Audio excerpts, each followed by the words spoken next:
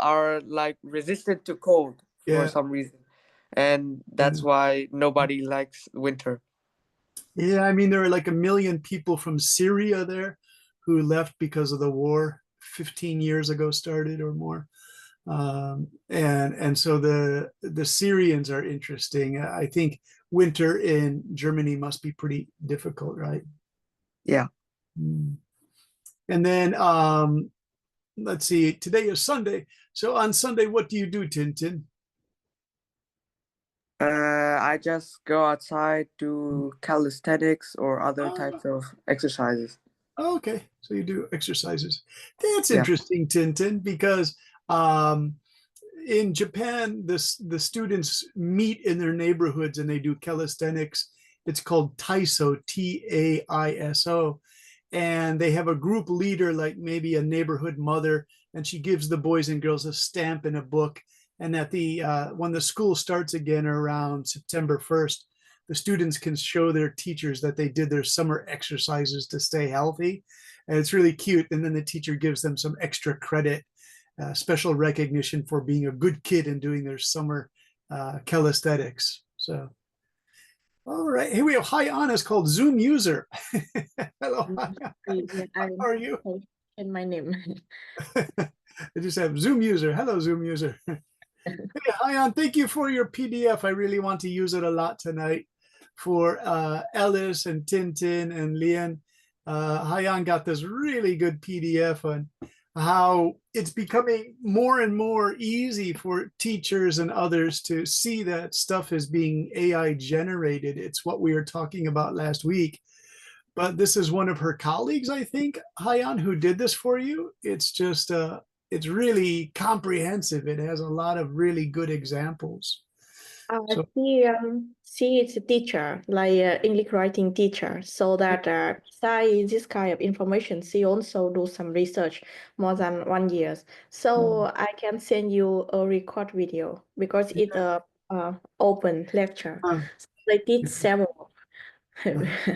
I sometimes have time. I also see what they teaching about writing. her research is really good, really, Yeah. really good. I mean, I was really impressed by it. Now, we'll show everybody that in just a little while. I have something to start with, and then we'll go to that thing. So is today lesson, they wrote lesson 8, but I thought we were in lesson number 9 tonight. What is our lesson number? Does anyone know? Is it 8 or 9? I think it's number 9. I think it's the 9th. I'm not sure. What do you think? Hayan, what is the lesson number? Number 9. It is number 9. Yeah, they just wrote join Brendan in lesson number 8 is number 9. Mm. Brendan, Yes. I'm counting wrong, yeah? Yeah. Okay, so it's lesson 9. Okay, I corrected. Yeah. Okay. By some reason, I have no idea how I count. Last one was 7, so. Ah. All right. So next are you? next week is our final lesson. Yeah. So I'll remember All that. right. Yeah, I fixed All it right. up. All right. Thank you. Thanks, Ms. Duke. All right. Let's see what else we have here. We have Hoang. How are you, Hoang, with that rabbit, that Easter rabbit thing going on? Today's Easter Sunday for the Christian world. So Hoang has a Easter rabbit, it looks like. Lian, how are you? Thank you for your work on that thing. I'm good, thank you. You're welcome. Let's see, we got a message from Hoang. Still trying to fix my mic, says Hoang. Okay. Still trying to fix my mic. All right. Let me show you something. I wanted to show you quickly. I did some research, and of course, I used ChatGPT for my research. It was to see why the University of Chicago, called the Chicago Stylistic Manual, the CSM, or Chicago Manual Style, CMS. I made some notes for you to prepare because this answers the question of, well, why did the Chicago style, why was that used before the other styles? You know, how did that start? How did that happen? I was curious about that because I knew the University of Chicago became a really prestigious university starting in 1892. That university was actually founded with money from the Rockefeller Foundation. Rockefeller, by that time, he and Carnegie, Andrew Carnegie, were the two wealthiest people in America, and JP Morgan, the three real capitalist stuff. And so they gave money to start the University of Chicago, and because it was such a rich university on the south part of Chicago, outside the main city, they could pay big money to get top international scholars to come and start the university. So right away, the Chicago academic community at the University of Chicago began to generate books and magazine articles. So publishing became really big at the University of Chicago. So I've made this presentation for you just to give you some history on that, how these things happen, how powerful these centers of learning become. And we'll go down to here. Let's see, is this the right one? Yeah, here we go, all the way down here. And so my question, my focus was a little history for tonight's lesson. I've been using the Chicago Manual Style, the CMS, you'll see that as, for essay writing. Since we are using this as an accepted international standard for writing, I think we should learn some things about it, because students might be thinking, well, why do we practice? Why do we have to use this style? Like if you have younger teachers, younger students, they might ask that question. Why do we have to use CMS? And the Chicago Manual of Style became a national, international standard for academic writing through a combination of historical influence, institutional support, adaptability, and prestige. Here's a breakdown of how it became the standard for academic writing. It was the University of Chicago Press, started in 1891. This is when my hometown Chicago just started to get more and more powerful. It had a World's Fair in 1893. The first Ferris wheel, that amusement park thing that goes around, was designed by Dr. Ferris, and it cost 50 cents to go on that. So there are all these new inventions. So Chicago was this really dynamic city. So the university was founded 2 years before the International Exposition of 1893. In 1906, it published the first edition of the Chicago Style Manual, initially intended as an in-house guide for typesetters and editors working on scholarly publications. So this is the really disciplined art, tedious, hard work of typesetting, where this man is setting type, and they needed a standard to set the type. So the University of Chicago really helped the Chicago printing groups become international printers of books and articles. I studied a little of this in primary school. What I didn't like about this is everything has to be done backwards. So you really have to learn this as an art or a craft. If you notice when they print, you have to spell everything backwards and do all your pronunciation, and it has to be perfect. They have proof sheets before they print it. But this is a real artwork. It takes many years of training. And this man from the picture from the 1890s or early 1900s, he's doing it all by hand. By the 1950s, they had typewriter machines that would arrange all of these block prints for you. So it was done with like a typewriter. But this is the original, doing it all by hand. So this was a big part of why the Chicago Manual became standard. From the start, Chicago Style was tailored to the needs of humanities and social sciences, especially disciplines that valued source citation. So there were so many publications and so many researchers, especially in areas like physics, that they needed to have source citation to follow standards to see where the information was from, and extensive bibliographies for history, literature, etc. Its comprehensive nature made it a favorite for scholars needing detailed guidance on citation and formatting. This is when Europe and America really start having shared academic conferences, and they need a set standard for that. Institutional adoption, the University of Chicago was already a respected institution in fields like sociology, economics, and history. As scholars affiliated with the university published using CMS, its credibility and usage spread. It began to win Nobel Prizes in economics. So in economics, 9 University of Chicago people have won the economics prize. But one thing that this article from ChatGPT does not mention is that physics, aligned with Einstein's physics and the subatomic physics especially, that was very famous from the University of Chicago's research groups. So they didn't put that in there. Other major academic publishers and journals began to adopt it, reinforcing its reputation. Continuous updates and responsiveness. It was responsive. It has been regularly revised. It's in its 17th edition. You can buy an online copy of this if you need it. Keeping pace with changes in publishing technologies, digital citation needs, and stylistic preferences. This one is especially important, the digital citation needs, because almost everything is published online now. It includes both notes and bibliography for traditional disciplines, author date systems for science and social sciences, which made it more versatile and widely applicable. There's the word, more versatile. As these subject areas became more and more complicated, they needed to be made more versatile. The educational influence, the APA is the American Psychiatric Association, the MLA is Modern Language Association. So colleges and universities, yes, but they also taught us the Chicago style by the time we were in secondary school. They really wanted us to know this, so we had to learn it. Thorough treatment of editorial issues, punctuation, grammar. So I always rely on my punctuation and grammar for this. It is the go-to resource, not only for students, but also for editors and publishers. International reach through English language publishing.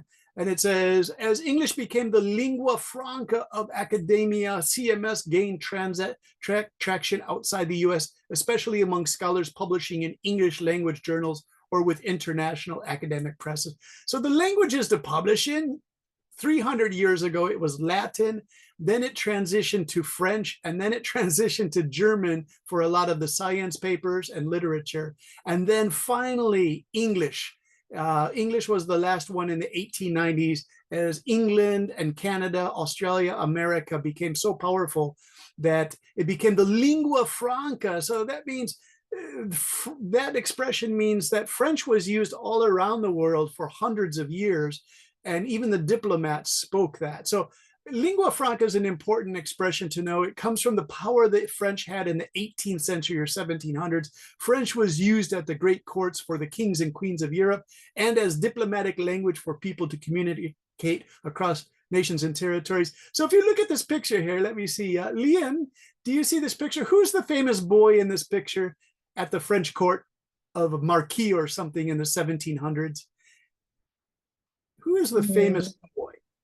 He was a genius, if that helps. Einstein? Well, he's about 100 years before Einstein. About 100 years before Einstein.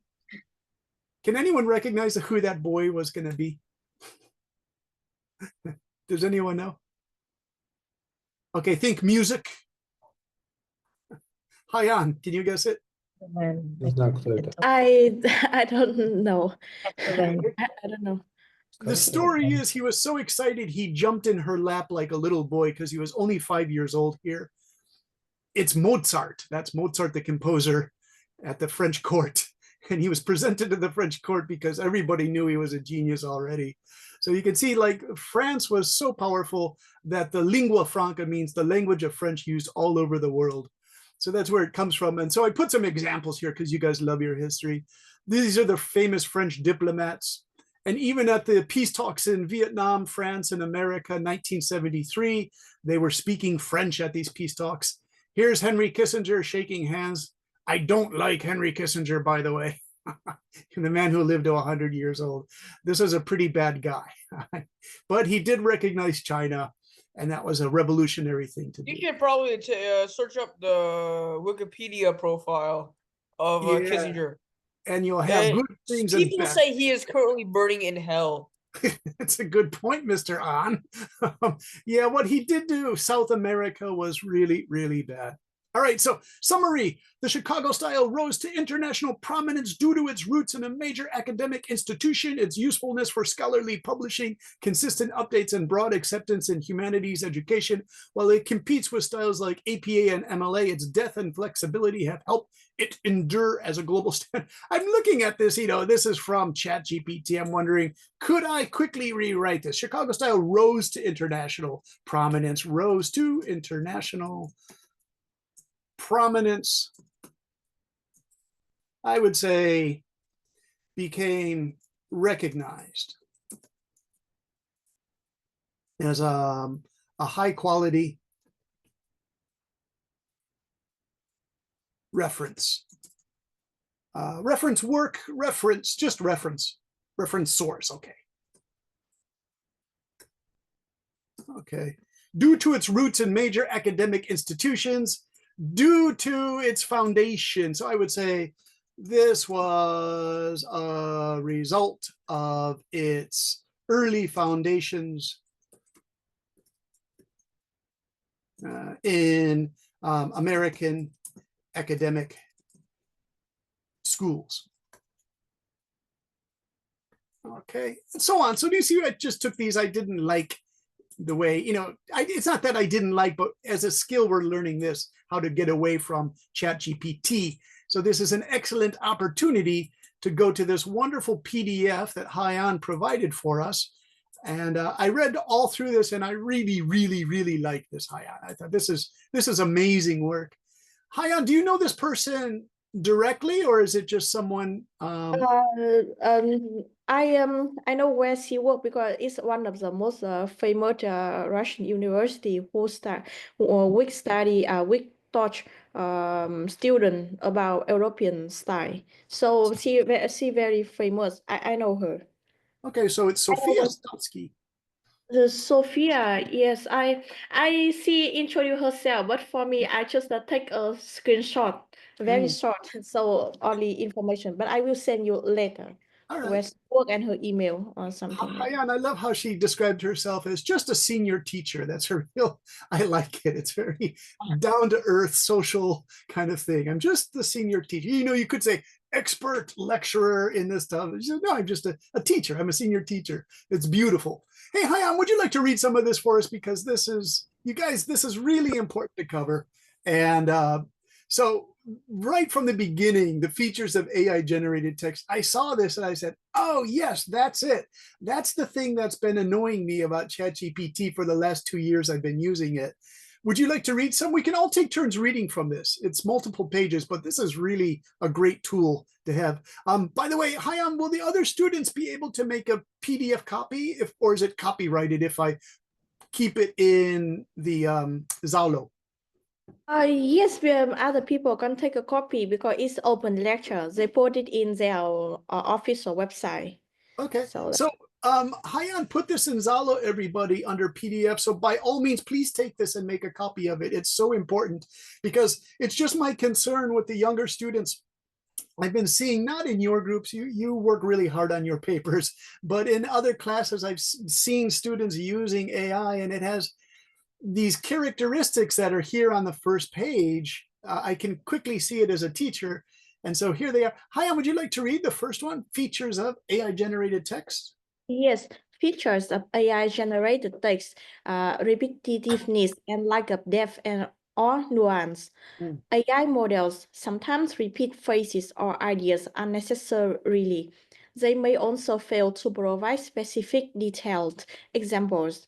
Text A, incorporating a variety of fruits into your diet can significantly enhance your nutritional intake and contribute to a healthier lifestyle.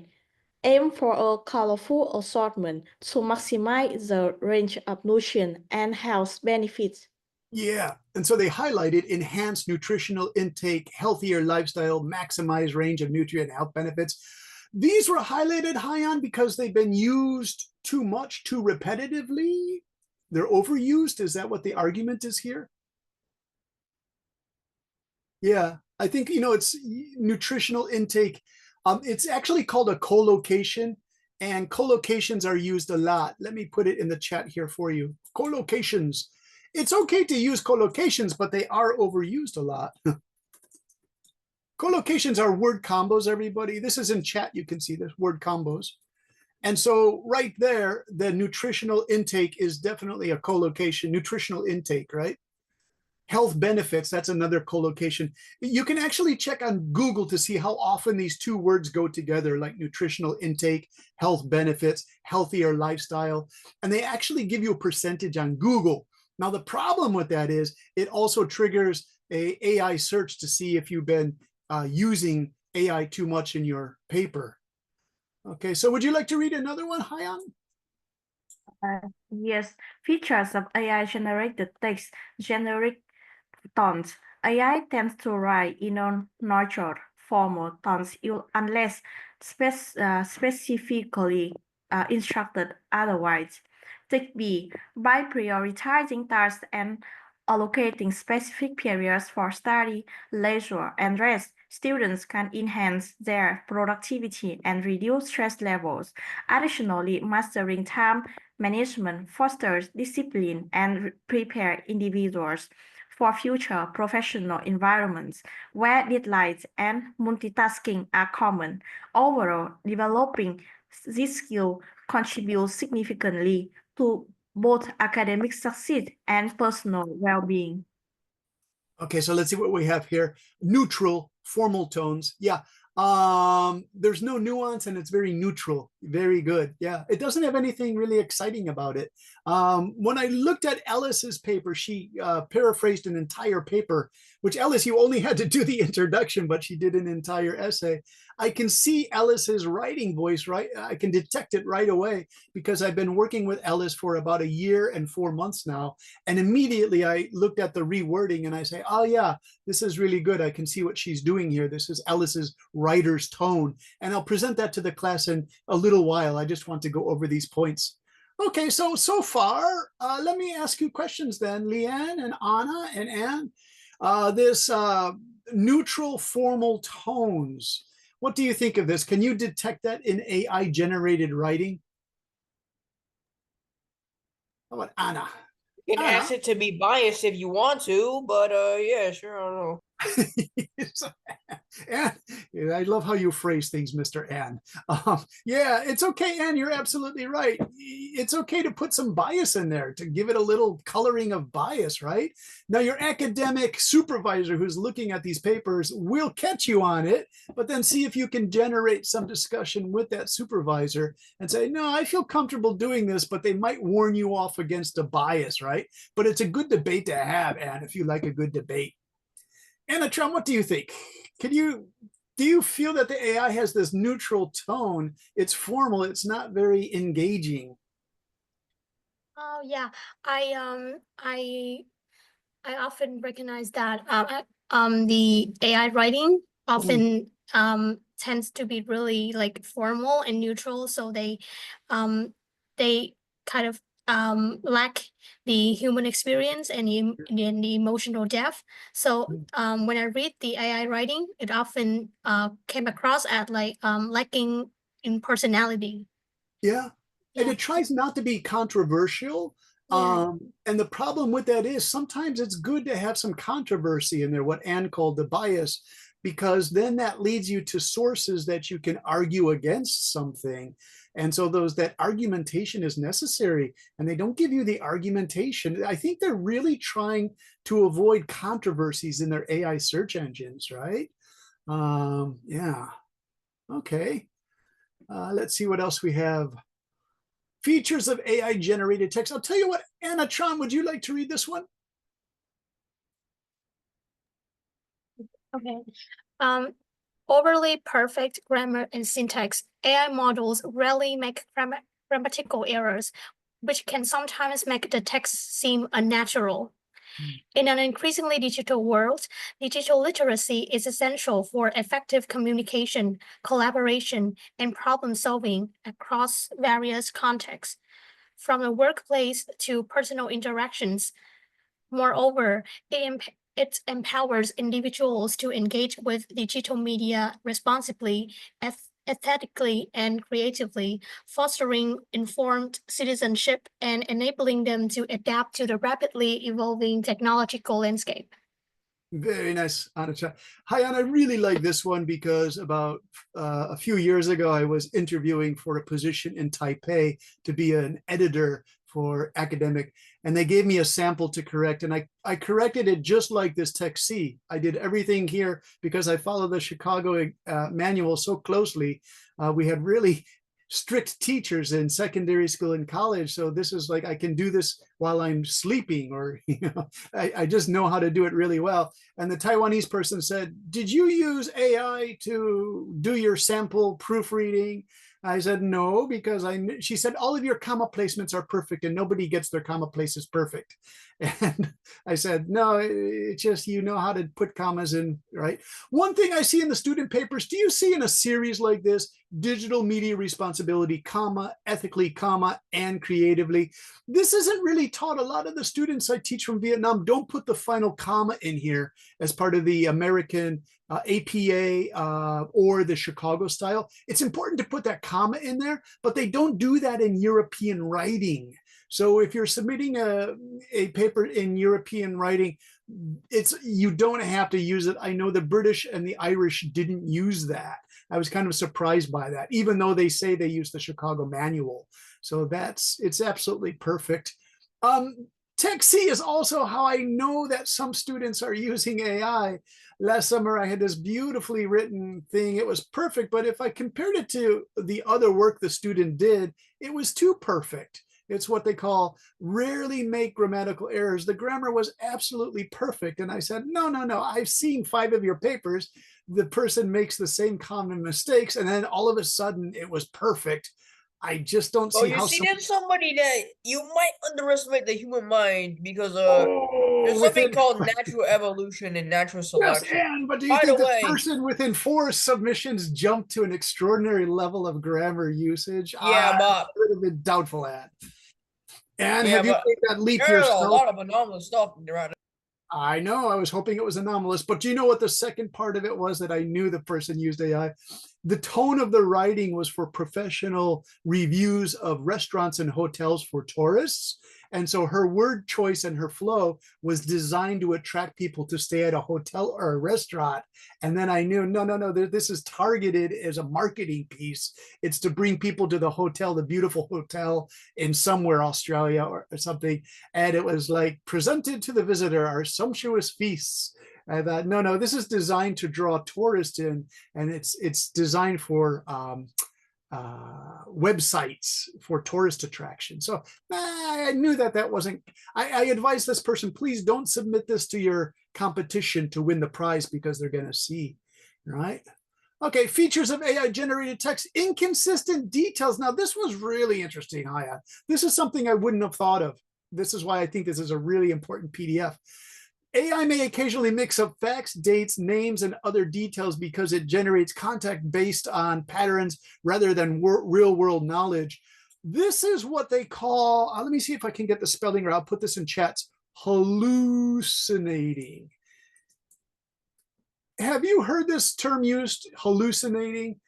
You know, if someone is using drugs or have a high fever, they hallucinate, they see things that aren't there, their mind is confused. They're saying that the AI hallucinates. It's kind of a cool term, that the AI is making blatant mistakes. And here it is, mixing up the facts and dates and names. So let's see what we have here. Okay. There it is. Okay, so we have Ann Sweester. Do you see? This is really unbelievable.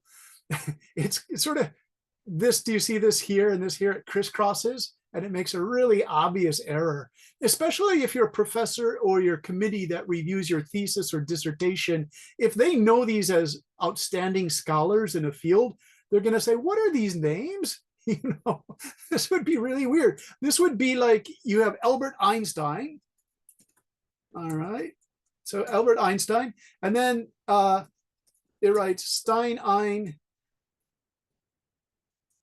Alberto. Stein ein Alberto. Who? Oh, Albert Einstein. Okay. So it's like a really crazy thing that it does. All right.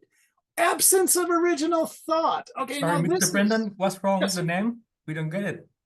You didn't get it? What? Who's talking? Who is that? Yang Hui. Okay. What's wrong with the name? I think I thought this was like English family name. No? What they did here is we have denser B, but do you see this one, Sweetster E, right? And then they have Yes. Benecki S, and then this person B again. Haya, mean- what is specifically wrong with this? Did they mix this? This wrong because it hallucinate the source. Actually, they have only one source. Then C, G, B, and maybe one of the two author. It only have one correct source that C will introduce later. because Ah, in the okay. second part, she will rewrite this. Oh, I thought what they were doing. I thought the AI created an anagram, where you mix up the letters of a name just to make it funny, like Alberto Einstein, Stein on Elb or something. No, she's going to explain that later. Okay, so that's a good point. Very good. Hui, are you there? Was that Hui? Yes, I'm here. Sorry. Thank you for that. Yeah, so we're going to explain that later. I'm sorry about that. Okay, No, I it's thought fine. Thank you. something else. Okay, we'll explain that a little bit later.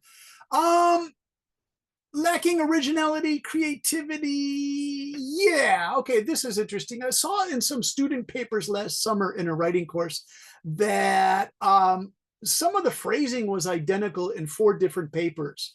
It was like almost identical thought train, and the flavor and the nuance. It lacked originality and creativity. The first paper I read sounded really good, but then 3 more used almost the same phrasing. So there was no originality or creativity there. Hi, can you read this one here? The combination of different sources without adding new insights. Yes, unlock your future at the SSE. Discover a world of opportunities at the High School of Economics. We don't just teach, we shape leaders. Join a vibrant community of thinkers, innovators, and change makers from around the globe.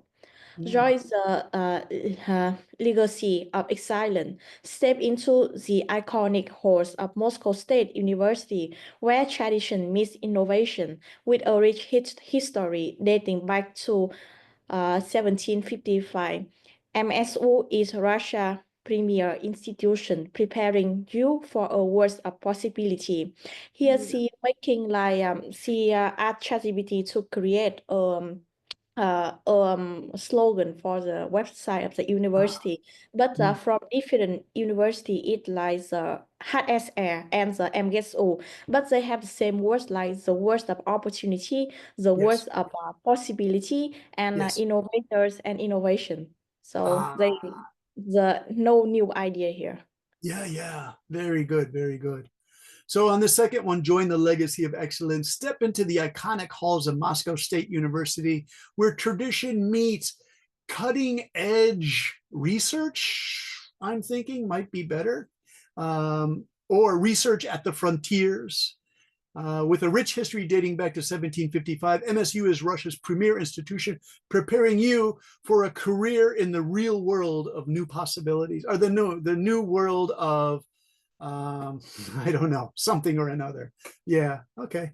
Very good. She's good. She caught this and this. Excellent. Nice. All right, let's try another one. Let's see, who else do we? Hey, Tintin, are you there? Yes.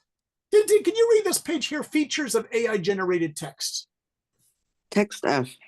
Here are some peculiarities that make effective marketing headings stand out. Attention grabbing. Headings often use strong, compelling language designed to pique curiosity or evoke emotions. They may include questions or bold statements that challenge the reader's assumptions. Conciseness. Effective headings are usually short and to the point. They convey the essence of the content quickly, making it easy for readers to digest the information. Yeah, very good. Attention grabbing and conciseness. Yeah, I don't like the attention grabbing. Again, the word here is generic. They all sound the same. The attention grabbers. More and more, I'm seeing the generic use of attention grabbers. What we are learning in academic writing 3 are called the hooks. The first sentence or so to make the reader interested in your work. The hooks sound awfully similar. Okay, any questions on this one? This is actually a really big one. Let's just do one more page and then we'll go to some student examples. Yeah, this is a really important one. Hi, An, I honestly didn't know what to make of this list because when I was going through this, I used quite a bit of these in my own academic writing about 5 years ago when I was submitting papers. I almost, this word in English called sheepish. Sheepish is when you feel a little bit guilty about something. Sheepish. It's a great old expression, sheepish. feeling a little guilty because I used a lot of these, like going to the verbs align, yes, encompass, yes, empower, yes, enhance, impact, incorporate, yeah. So cater, I didn't feel comfortable using, so I wouldn't use it. Showcase, no, I wouldn't use that either. Okay, but the adjectives, comprehensive, significant or insignificant, compelling, yes. Robust, I didn't like because a lot of the fellow students were using robust too much, and they seemed to be copying the academic lecturers and everyone was using robust. I'm even beginning to see social media making jokes about people who use robust in academic presentations. That's the word we want to use when it becomes a cliche. The French word cliche means overused. It's so overused it almost becomes humorous, right? Scalable, I'm seeing a lot recently. Scalable. So yeah, scalable. All right. Verb plus. Aim to explore, yes. Foster creativity, yes. Play a significant role, yes. Tap into the power, that's more business. I don't quite like that. Continue to evolve, yes. Embrace your potential, that sounds more like a recruiting thing for a life coach. Evolve through, yes. Encourage innovation, yes. Here's one from about 10 years ago. Emerge or emergence. And this was overused quite a bit too, emerge or emergence. It's not on the list, but emergence is a process of gradually arising, emergence, not from one point either, from multiple points. It's called emergence. And it's when the idea isn't quite formed yet, but it's beginning to arise in the public consciousness. It's called emergence. It's a great concept, but again, it was a bit cliched, a bit overused. Okay, notable works, equitable access. This one, Hyan, I've never seen. Equitable access, fascinating. I've never seen that. Significant boost, no. Powerful capabilities, yes, for technology. Diverse perspectives, yes, in all the social sciences. Notable works would be for either a scientific researcher, sociology, but also notable works might be used for literature as well. Okay, so let's stop there. I just wanted to introduce you to that PDF and show you why it's important. What I would like to do now is go to some of the student writing to show you how they handled this topic, which was to rewrite an introduction. And I want to go to Ellis. You have a lot here. Let's just do the introduction, Ellis, because you did a whole paper. It's just unbelievable, Ellis. Such hard work. You're like one of the hardest working students, Ellis. Okay, so Ellis, let's compare your introduction here. And then we'll go down several pages, Ellis, to your other introduction, which is all the way here. Okay, there you go, Ellis. Ellis, are you here? Yeah. All right, Ellis, if the microphone is okay, can you read the ChatGPT introduction? Artificial intelligence, or AI, has become an integral part of modern life, influencing sectors from healthcare to education and transport. While AI offers many benefits, such as increased efficiency and innovation, it also brings a range of negative consequences that affect individuals and society. These effects include job displacement, privacy concerns, social isolation, and bias in deciding making system. This paper will define key AI-related terms, present, historical, and current developments, use statistics to support arguments, and examine various perspectives on the challenge posed by AI in daily life. Yeah, very good, Ellis. So yeah, this social isolation is interesting. In our master's courses, we had to work on teams sometime to do a team project to avoid social isolation. Our professors were really concerned that master students were too isolated in their work, and they wanted us to work on teams. And so we created teams, and it worked out pretty well. Let's go to here now. Ellis, this is your efficient introduction. Can you read? I wrote that I like this better, Ellis. Go ahead and read this. Artificial intelligence, or AI, had become an essential part of modern life as it influences sector from healthcare to education and transport. While AI offers many benefits, such as increased efficiency and even innovation, also brings a range of negative consequences that affects both individuals and society. Yeah, really nice, Ellis. And I know you wrote this by yourself, because do you see this? I had to add, as it influences. There's a stylistic change that I made to clarify your meaning. I often do that for students, and I think it's a good clarification. And you know what? To tell you the truth, my favorite use of this, as it influences, I seldom see that in the AI generated essays. They prefer not to use it, or they don't know how to use it, right? And I'm really surprised by that. It's just something that AI doesn't know how to do yet, to say as it influences. It's an older form of expression, but I like it. Ellis, nice work on this, really nice work. Let's see, what was my comment? Also good rewording here, Ellis. You have successfully done this assignment. So thank you, Ellis, really nice. All right, and then another one that stood out is, Anna, you provided me this one here, and this was also excellently done. And so I'll showcase this one too for everyone to see, to get a feeling for. Anna, would you like to read this? We have the ChatGPT response first for this topic. Yes.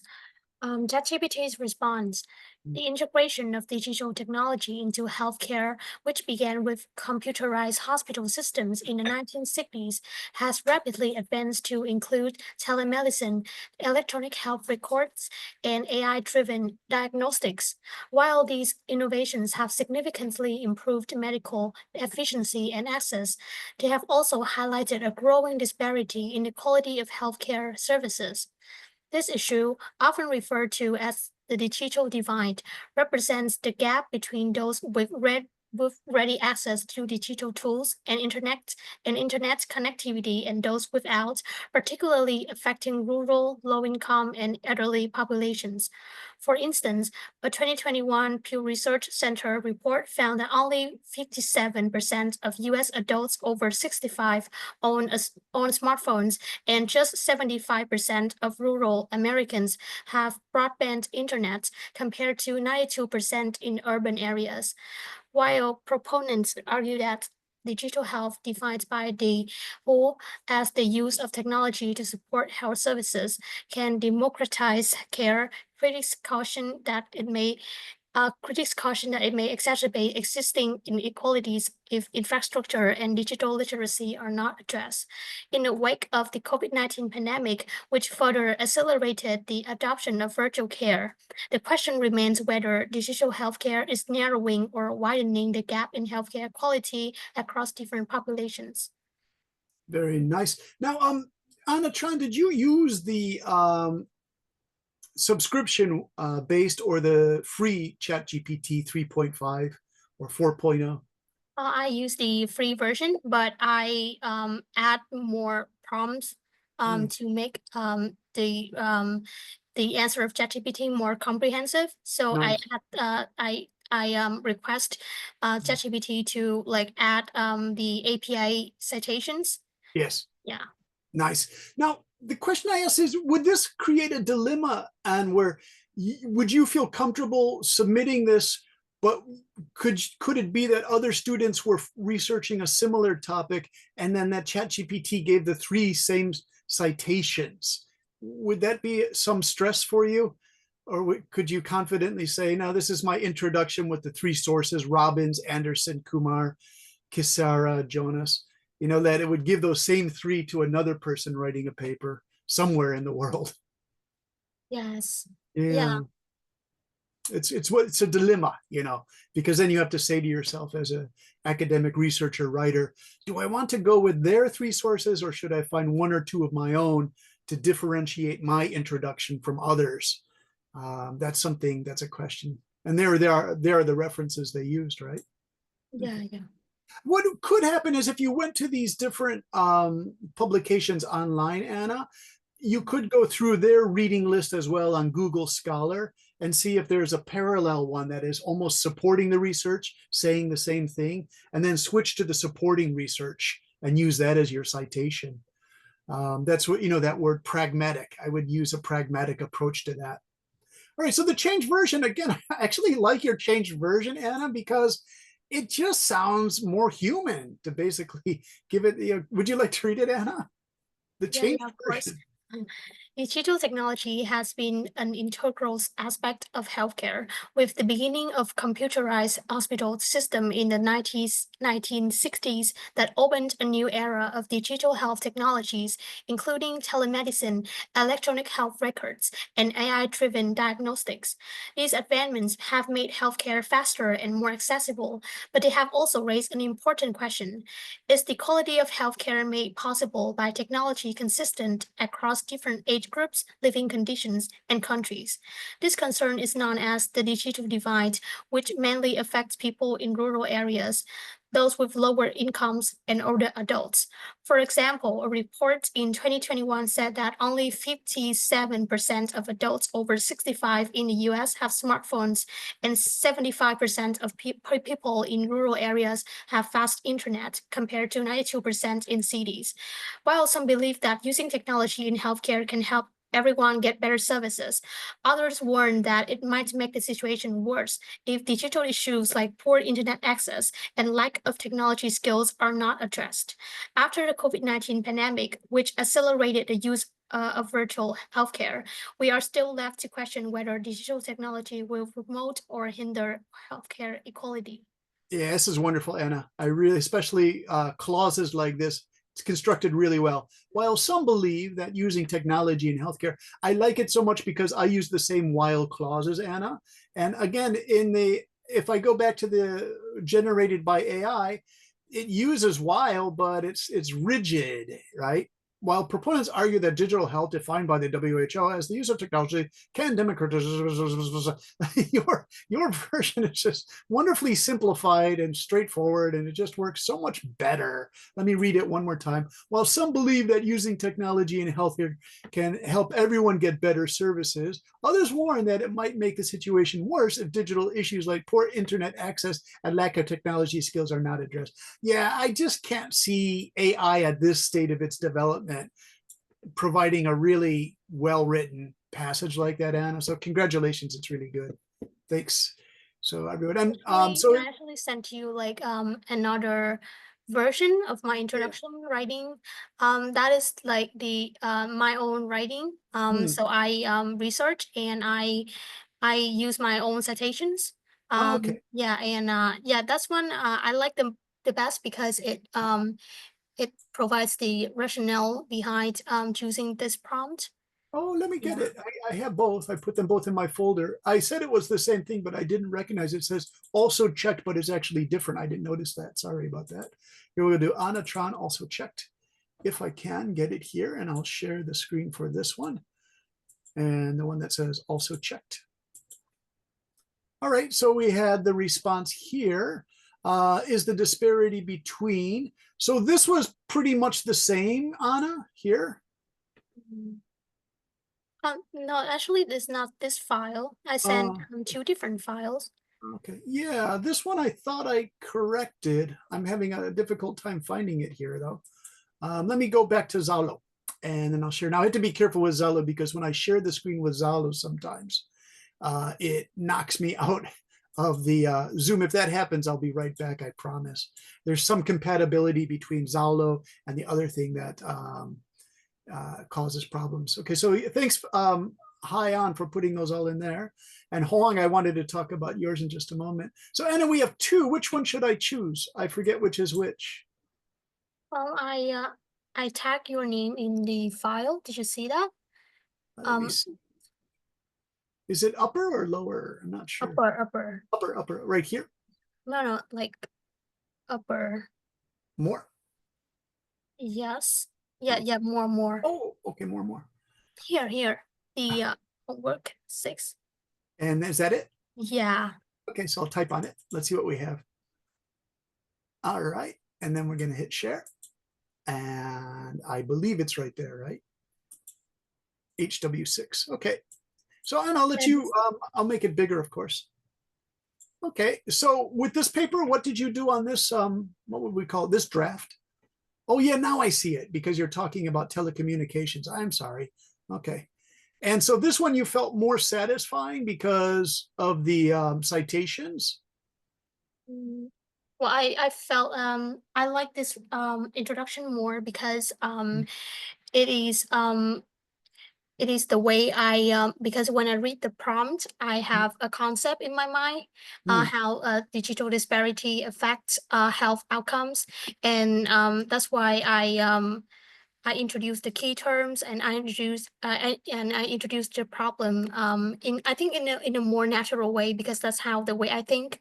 Yeah. Compared to ChatGPT, I think it's more, it lack the thinking process. You know, what's interesting about this, Anna, is I also do double citations. And one of my professors from Cambridge, very traditional guy, he said, Brendan, please don't do that double citations. I don't like it. So, you know, what can I do? He's a PhD from Cambridge University. So, okay. So I never used it in his papers on nuclear arms. But I like, Anna, I do like to do this. It's so much more efficient, double citation. Anna, would you like to read it? Because this is a really good rework as well. So this version is digital healthcare has been rapidly advanced since the late 20th century and has been implemented in a wide spectrum of healthcare scenarios to improve patient care through the use of technology such as telemedicine, mobile health, and electronic health records, and artificial intelligence. While the advancement of technology is commonly perceived as a powerful tool for empowering patients by providing them with greater options of healthcare services and the autonomy in taking care of their own health, another phase of digital technologies that is lesser known in its role in silently perpetuating and reinforcing healthcare inequities. Healthcare inequities refer to differences in health conditions or healthcare resources distribution among different patient groups, driven by social determinants of health and systemic flaws within the healthcare system, contributing to unjust variations in health outcomes. According to a comprehensive report by the International Telecommunication Union, the UN Specialized Agency for Digital Technology, approximately 2.6 billion people around the world remain offline. In that same year, 93% of the population in high-income countries had internet access, while this percentage in low-income countries is a modest number of 27%. These staggering figures highlight the widespread inaccessibility of technology in many parts of the world and how digital exclusivity can potentially adversely impact healthcare services. This issue, known as the digital divide or digital disparities, refers to the unequal access to information and technological services across different socioeconomic, geographic, and demographic groups.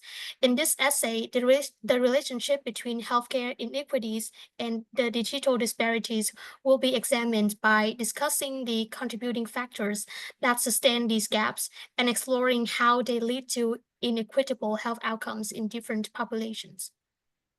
Very nice. I love this expression here, Anna. These staggering figures. It's great because it adds emotion to an academic subject. I say by all means use that. You know, it's good to use a strong statement. Again, sometimes academic papers don't have enough feeling to them, and by adding these staggering figures, it really hooks you in as a reader to pay attention. Also, again, Anna, I really like the while clause. My advice to the students tonight is if you can really work on these while clauses, they're just excellent ways to set up complicated ideas and then to modify that idea. So let me read it again in this case. While the advancement of technology is commonly perceived as a powerful tool for empowering patients by providing them with greater options of healthcare services and the autonomy in taking care of their own health. It's long, but the while sets it up. It sets it up, really well.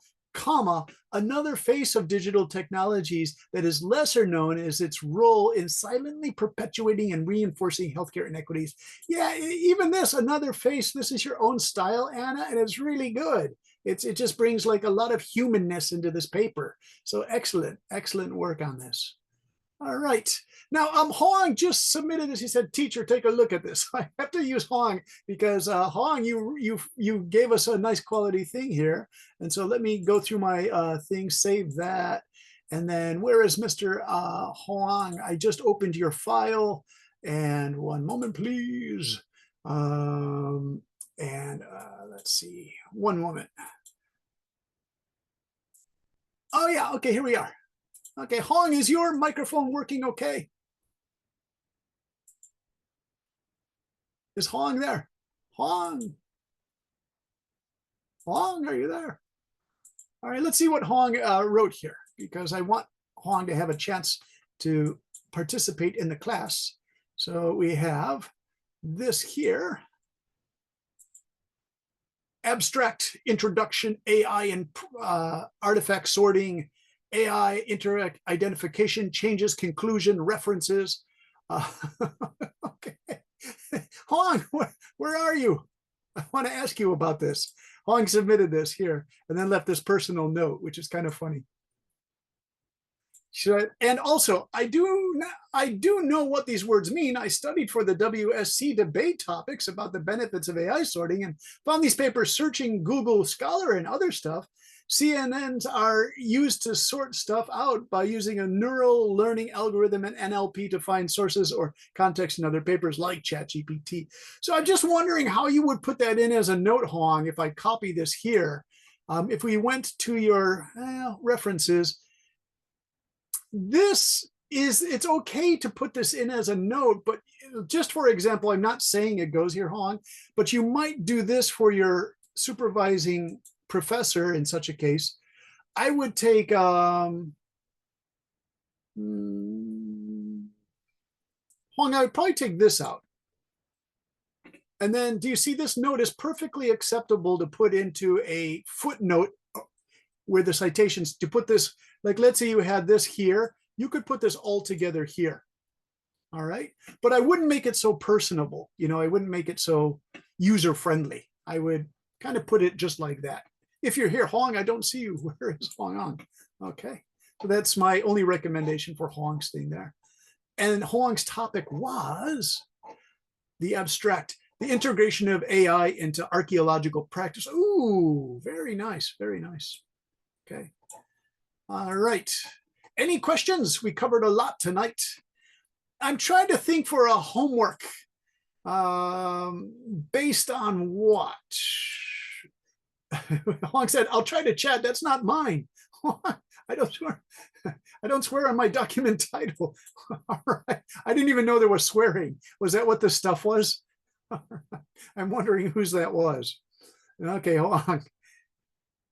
You guys, let's check that again. I'm just curious to see why he says that is not mine. Hold on. Okay, let's see. Okay, let me go to Zalo. Hong, it says this. Was this yours?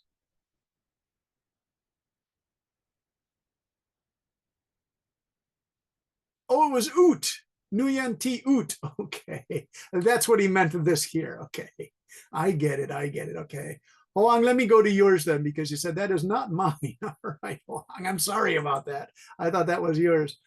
Hong says, "I do not swear." Okay, this is, Hong's came up on a Google thing here. My version. Hong, can you read this for us? Is your microphone okay? Or are you having difficulties with that? Send me a chat message. All right, I'll tell you what.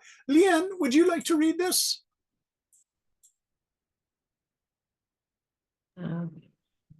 I cannot see the share screen. Oh, I'm sorry. Yeah, I'm on the wrong share screen. So, okay, one second. Stop that share and then do this share and okay, yeah, sorry about that. Okay, and there it is in Google Chrome. All right, here he is, Mr. Luang, Hoang. Can you read the AI version, then my version? This will be the last thing we do for tonight. Okay. In recent years, the clash between cryptocurrency and traditional stocks had become a central debate among investors, especially younger ones seeking for both freedom and finance independence. While crypto promised fast-scale decentralization, decentralization and the thrill of innovation, traditional stock offer time-tested stability backed by real businesses and regulatory framework.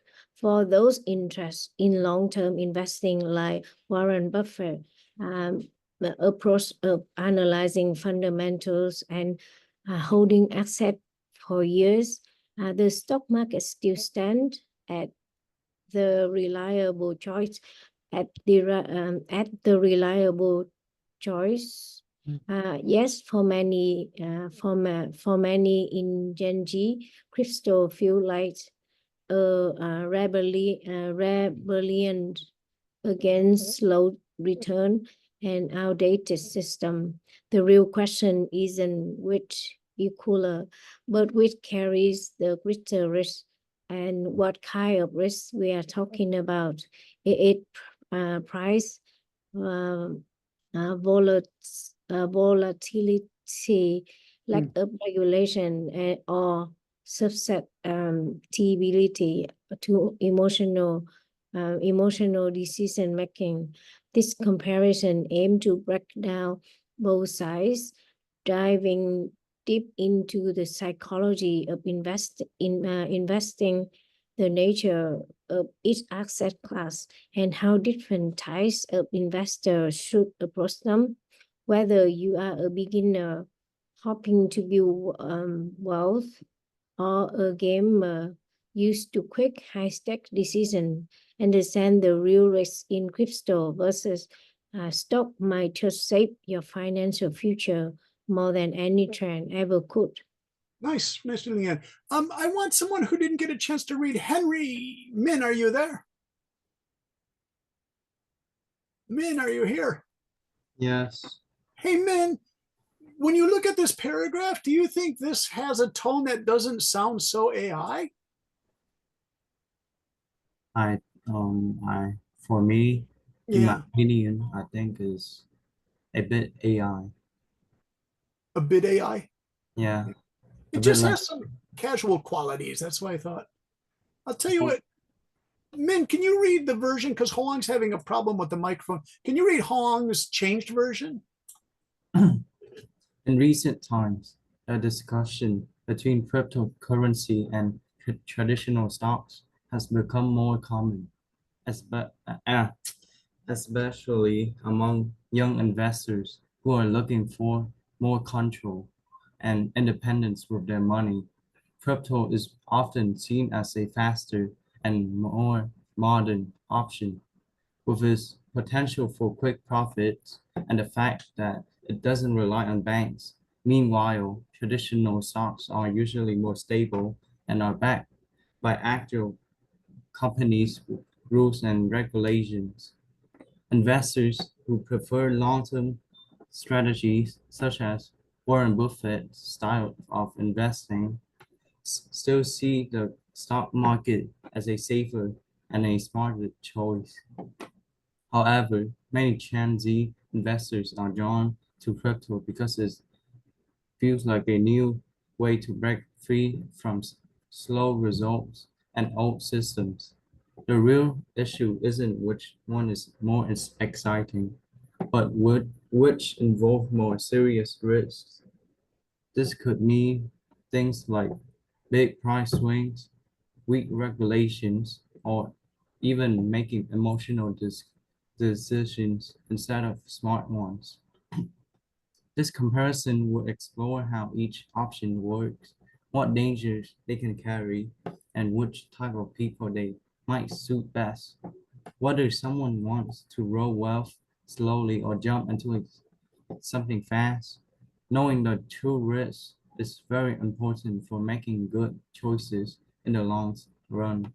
Yeah, nice reading. Thanks for that. Min, in version number 2, did you feel there was like an easier tone of voice? Yeah, Yeah, it's nice. use like some more like not really specific words, Hmm.